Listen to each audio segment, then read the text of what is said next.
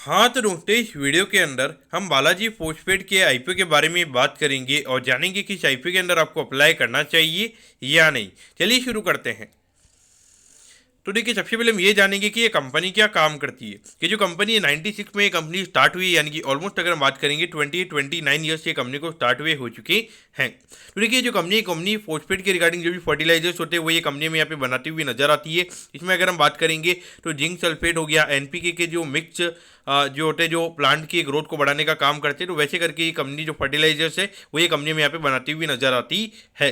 अगर हम कंपनी के ब्रांड नेम की अगर हम बात करेंगे तो दो ब्रांड नेम में ये कंपनी अपने प्रोडक्ट को हमें यहाँ पे बेचती हुई नजर आती है। पहले ब्रांड नेम की अगर हम बात करेंगे तो रत्नाम करके ये ब्रांड नेम हमें यहाँ पे नजर आता है, और दूसरे ब्रांड नेम की अगर हम बात करेंगे तो बीपीपीएल करके हमें यहाँ पे सेकंड ब्रांड नेम कंपनी का यहाँ पे नजर आता है।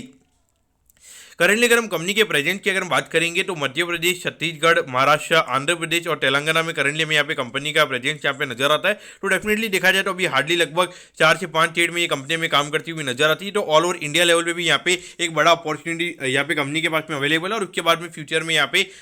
एक्सपोर्ट की पॉइंट से भी हमें यहाँ पे ग्रोथ आने वाले टाइम पे नजर आ सकती है। करंटली अगर हम कंपनी के मैन्युफैक्चरिंग फैसिलिटी की अगर हम बात करेंगे तो देवास मध्य प्रदेश में कंपनी का मैन्युफैक्चरिंग कैपेसिटी हमें यहाँ पे नजर आता है। और उसके अंदर वहाँ पर अगर हम कंपनी के टोटल कैपेसिटी की अगर हम बात करेंगे तो अराउंड 1,20,000 मिलियन टन की कैपेसिटी हमें यहाँ पे सिंगल सुपर फॉस्फेट की हमें यहाँ पे नजर आती है। उसके अलावा जिंक सल्फेट की अगर हम बात करेंगे तो उसकी लगभग 3,300 मिलियन टन हमें यहाँ पे नजर आती है। और एनपीके ग्रैन्युलेटेड की अगर हम बात करेंगे तो 49,500 मिलियन टन की हमें यहाँ पे कंपनी की कैपेसिटी नजर आती है। और करंटली अगर हम कंपनी के अंदर नंबर ऑफ एम्प्लॉइज की अगर हम बात करेंगे तो लगभग 40 एम्प्लॉइज हमें यहाँ पे कंपनी के अंदर काम करते हुए नजर आते हैं, और ये 31 अगस्त का डेटा में यहाँ पे नजर आता है, और भी लगभग फरवरी के टाइम पे कंपनी का आईपीओ में आता हुआ नजर आ रहा है। यानी कि ऑलमोस्ट अगर हम देखेंगे तो 6 महीने बाद अगर ये कंपनी का आईपीओ आ रहा है तो कहीं ना कहीं नंबर ऑफ एम्प्लॉय का जो काउंट होगा वो हमें यहाँ पे और बढ़ता हुआ नजर आया होगा। अब अगर हम यहाँ पे कंपनी के ऑब्जेक्टिव के बारे में अगर हम बात करेंगे, यानी कि जो आईपीओ से कंपनी को पैसा मिलने वाला है उसे कंपनी कैसे यूटिलाइज करने वाली है, तो देखिए यहाँ पे कंपनी को थोड़ा केपेक्स वगैरह इनकी जो मैन्युफैक्चरिंग कैपेसिटी है वहाँ पे कंपनी को केपेक्स करना है, तो उसके रिगार्डिंग ये फंड में यहाँ पे यूज होता हुआ नजर आएगा। और बाकी अगर हम बात करेंगे तो कुछ वर्किंग कैपिटल की रिक्वायरमेंट के रिगार्डिंग, यानी कि जो डेली आपकी जो सेलिंग साइकिल के रिगार्डिंग, जो कैश साइकिल के रिगार्डिंग जो कैपिटल की रिक्वायरमेंट होती है, तो उसकी रिक्वायरमेंट के रिगार्डिंग हमें यहाँ पे कंपनी का आईपीओ आता हुआ नजर आ रहा है। अब अगर हम कंपनी के फाइनेंशियल्स के बारे में अगर हम बात करेंगे तो देखिए 2022 में लगभग 124 करोड़ के लगभग ये कंपनी का रेवेन्यू का नंबर था। फिर ये नंबर में बढ़ के अराउंड 144 करोड़ के लगभग बढ़ता हुआ नजर आया था, और पिछले फाइनेंशियल ईयर में अगर हम बात करेंगे तो 151 करोड़ के लगभग ये कंपनी का नंबर में यहाँ पे नजर आता है। तो ऑल ओवर देखा जाए तो कहीं की ग्रोथ तो यहाँ पे कंपनी में यहाँ पे नजर आ रही है, लेकिन जो छोटी कंपनी के होने के बावजूद जो ग्रोथ हमें यहाँ पे मिलनी चाहिए वो ग्रोथ के नंबर पर्टिकुलरली हमें यहाँ पे नजर नहीं आ रही है। उसके अलावा अगर हम यहाँ पे अभी करंटली 5 महीने में अगर हम बात करेंगे तो लगभग 54 करोड़ के लगभग का रेवेन्यू का नंबर यहाँ पे कंपनी ने किया है, क्योंकि इंडिकेट कर रहा है कि पर मंथ के हिसाब से लगभग 11 करोड़ का रेवेन्यू ये कंपनी में करती हुई नजर आ रही है। और इसको अगर हम एनुअलाइज करेंगे तो लगभग 130-140 करोड़ के लगभग का एनुअल रेवेन्यू हमें यहाँ पे देखने को मिल सकता है। तो ऑल ओवर देखा जाए तो ग्रोथ के नंबर्स की अगर हम बात करेंगे तो कहीं ना कहीं ग्रोथ के नंबर्स यहाँ पे कंपनी के काफी कम नजर आते हैं। तो पॉइंट ऑफ व्यू से देखा जाए तो ये एक सबसे बड़ा नेगेटिव फैक्टर पर्टिकुलरली कंपनी के पॉइंट ऑफ व्यू से हमें यहाँ पे नजर आता है।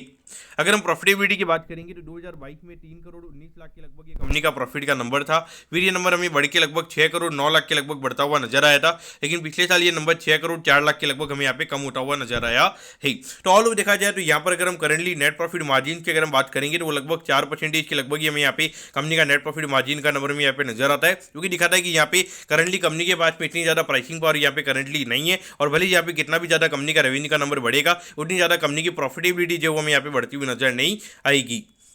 और अभी 5 महीने में अगर हम देखेंगे तो कंपनी ने सीधा 4 करोड़ 15 लाख के लगभग का प्रॉफिट यहाँ पे कंपनी ने दिखाया, जो कि इंडिकेट कर रहा है कि पर महीने के हिसाब से लगभग 80 लाख रुपीज का प्रॉफिट यहाँ पे कंपनी ने दिखाया है। जिसको अगर हम एनुअलाइज करेंगे तो लगभग 9 करोड़ 60 लाख के लगभग हमें यहाँ पे कंपनी का प्रॉफिट का नंबर होता हुआ नजर आ सकता है। लेकिन देखिए अभी करंटली ये कंपनी का आईपीओ आ रहा है, तो मुझे लगता है कि कहीं ना कहीं जो कंपनी के नंबर्स है वो थोड़े इन्फ्लेटेड पर्टिकुलरली मुझे यहाँ पे नजर आते हैं, क्योंकि रेवेन्यू के पॉइंट ऑफ व्यू से हमें यहाँ पे कोई ग्रोथ देखने को नहीं मिल रही है, और एकदम से प्रॉफिटेबिलिटी में अगर इतनी ज्यादा ग्रोथ है वो कहीं ना कहीं मुझे पर्टिकुलरली यहाँ पे इतना ज्यादा ये कंपनी के जो नंबर्स है वो देख के इतना ज्यादा ट्रस्ट यहाँ पे नहीं हो रहा है।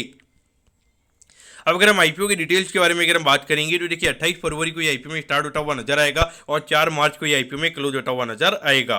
अगर हम प्राइस बैंड के बारे में अगर हम बात करेंगे तो 70 रुपीज़ पर शेयर पे ये कंपनी में शेयर देती हुई नजर आ रही है और 2000 शेयर का लॉट शेयर में यहाँ पे कंपनी का नजर आता है, यानी कि एक लॉट को अप्लाई करने के लिए 1,40,000 रुपये यहाँ पर आपको लगने वाली है। अगर हम इशू साइज की अगर हम बात करेंगे तो लगभग 50 करोड़ 11 लाख के लगभग का ये कंपनी का आईपीओ का इशू साइज है। इसमें से अगर हम बात करेंगे अराउंड 41 करोड़ 58 लाख हमें यहाँ पे कंपनी के पास में जाते हुए नजर आएंगे और बाकी 8 करोड़ 53 लाख की अगर हम बात करेंगे तो ये पैसा कंपनी के प्रमोटर्स के पास में जाता हुआ नजर आएगा। लेकिन यहाँ पर अगर हम एक नेगेटिव फैक्टर की अगर हम बात करेंगे तो लगभग 40% के लगभग यहाँ पे जो कोटा है वो हमें यहाँ पे रिटेल कोटा का यहाँ पे नजर आता है, यानी कि ऑलमोस्ट जो 20 करोड़ के जो शेयर है वो हमें यहाँ पे रिटेल के पास में जाते हुए नजर आएंगे और अराउंड 30% का हमें यहाँ पे एचएनआई कोटा नजर आता है, यानी कि लगभग 15 करोड़ के जो शेयर्स हैं हमें यहाँ पे एचएनआई कोटा के पास में जाते हुए नजर आएंगे। यानी कि ऑलमोस्ट जो आईपीओ का टोटल साइज है उसमें से अगर हम बात करेंगे अराउंड 70% के जो आईपीओ के शेयर्स हैं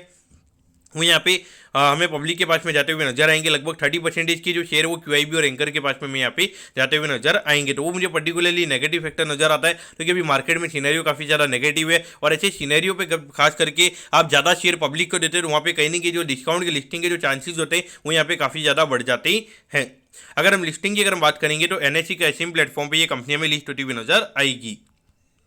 अब अगर यहाँ पर आईपीओ के टाइम टेबल के बारे में अगर हम बात करेंगे तो देखिए 5 तारीख को आपको पता चल जाएगा कि आपको अलॉटमेंट मिला है, यानी कि अलॉटमेंट नहीं मिलता है तो 6 तारीख को आपको रिफंड मिल जाएगा और 6 तारीख को आपके डीमेट अकाउंट में शेयर आ जाएंगे अगर आपको अलॉटमेंट मिलता है और 7 तारीख को ये कंपनी में लिस्ट होती हुई नजर आएगी। अब अगर हम यहाँ पे कंपनी के वैल्यूएशन के पैरामीटर्स की अगर हम बात करेंगे तो देखिए ऑलमोस्ट अराउंड 166 करोड़ के मार्केट कैप पे ये कंपनी का आईपीओ में आता हुआ नजर आ रहा है। तो देखिए तो पिछले साल की जो कंपनी ने अर्निंग दिखाई है उसके हिसाब से अगर हम बात करेंगे तो ऑलमोस्ट 27 के पी रेशियो पे ये कंपनी का आईपीओ में आता हुआ नजर आ रहा है और अगर ये साल अगर अराउंड 15 से 20% की ग्रोथ हमें अगर कंपनी के अर्निंग्स में अगर देखने को मिलती है तो उस हिसाब से लगभग फॉरवर्ड पी लगभग हमें 21-22 टाइम्स के लगभग यहाँ पे ये कंपनी का नजर आता है। तो यहाँ पर आपको क्या करना चाहिए तो देखिए मुझे पर्टिकुलरली यहाँ पे एक सबसे बड़ा नेगेटिव फैक्टर ये लगा कि जो रिटेल पब्लिक का और जो एचएनआई कोटा का जो पोर्शन हमें यहाँ पे कंपनी की तरफ से बढ़ाया हुआ यहाँ पे नजर आया तो उसमें मुझे लगता है कि कहीं ना कहीं यहाँ पे जो एंकर यानी कि जो बड़े बड़े एंकर्स होते हैं बड़े बड़े क्यूआईबी होते हैं तो उनकी वजह से यहाँ पे कहीं ना कहीं डिमांड नहीं है, इसीलिए हमें यहाँ पे ज़्यादा पोर्शन रिटेल और एचएनआई को यहाँ पे दिया जा रहा है और ये 30% मुझे लगता है कि क्यूआईबी यहाँ पे कहीं ना कहीं पब्लिक को फंसाने के पॉइंट से यहाँ पे किया जाएगा। तो इसीलिए जहाँ पर एकदम से अगर कुछ चीज़ें अगर जो रिटेल पोर्शन वाला और जो एचएनआई कोटा वाला जो पोर्शन है इसमें अगर कभी भी कुछ ऊपर नीचे होता है तो वहाँ पे मेरे हिसाब से आपको थोड़ा कॉशियस रहना चाहिए। और मुझे लगता है कि जो खास करके लास्ट 2 साल में जब इतनी तेजी थी मार्केट में तभी ऐसी कंपनी में जब इतना ज़्यादा ऊपर नीचे अगर कुछ यहाँ पे ये जो कोटाज वगैरह जब चेंज होते हैं तो अभी मुझे लगता है कि मैंने कोई कंपनी हार्डली ऐसी कंपनी होगी जो काफ़ी ज़्यादा ऊपर में खुलती हुई नजर आई होगी। तो इस पॉइंट से देखा जाए तो मेरे हिसाब से टोटली अवॉइड करना चाहिए क्योंकि कोई इतनी ज़्यादा रेवेन्यू में भी पर्टिकुलरली कंपनी के अंदर ग्रोथ नहीं है। और अगर हम कंपनी के ऑब्जेक्टिव की भी अगर हम बात करेंगे तो कंपनी ने कोई स्पेसिफिकली बताया नहीं है कि उस पैसे को ये कंपनी कैसे खर्च करने वाली है, तो उस हिसाब से देखा जाए और वैल्यूएशन वाइज भी ये कंपनी कोई सस्ती में यहाँ पे नजर नहीं आती है। अगर 14-15 के पी रेशियो पे अगर ये कंपनी का आईपीओ आ रहा होता तो फिर भी मेरे हिसाब से इसको अप्लाई किया जा सकता था, लेकिन 20-21 टाइम्स के लगभग ये फुली प्राइस ये कंपनी का आईपीओ में पर्टिकुलरली यहाँ पे नजर आता है। तो इस पॉइंट से मेरे हिसाब से टोटली अवॉइड करना सही रहेगा और मैं 100% ये आईपीओ को अवॉइड ही करने वाला हूँ। तो मैं कहता हूँ कि बालाजी फोस्टपेड के आईपीओ के बारे में आपको सब कुछ समझ में आ गया होगा। अगर आपकी कोई भी क्वेरीज है आप कमेंट कीजिए, मैं जरूर आपके कमेंट पर रिप्लाई करूंगा। ओके दोस्तों, thank you, have a nice day.